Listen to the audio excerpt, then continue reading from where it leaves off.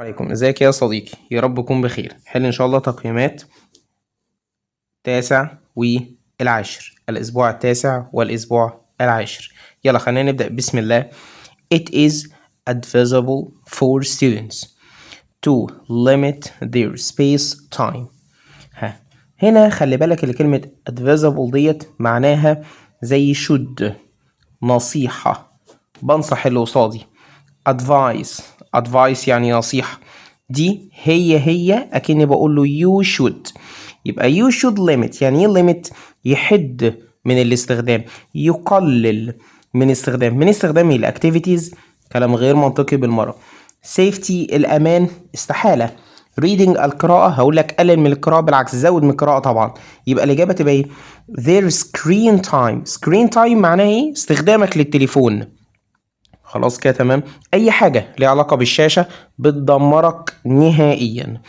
طيب the monorail is one of the Egypt's greatest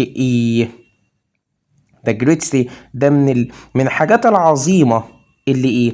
plates اطباق، استحالة. subjects مواد، ابدا.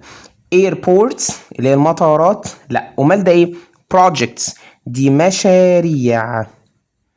خلاص كده تمام. يبقى دي من ضمن المشاريع العظيمة، المشاريع القوية. خلاص طيب.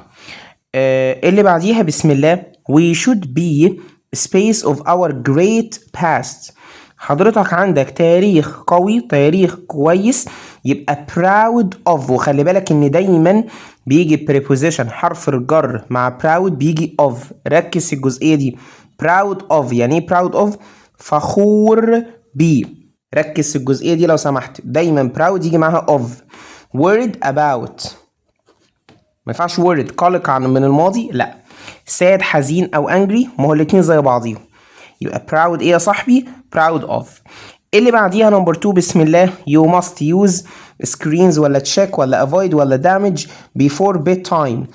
قبل ما تدخل تنام to get good sleep، عشان تحصل على نوم هادئ المفروض تعمل ايه؟ use screens، احنا لسه قايلينها. السكرين تايم دي او السكرينز عامة الشاشات زي الايباد والفون والتابلت واللابتوب، كل الحاجات دي كلها. فكده اقول لك you must use screens، استحالة. check screens تفحص ال الشاشات، لا. avoid يعني ايه avoid؟ يتجنب يعني ايه avoid؟ يتجنب.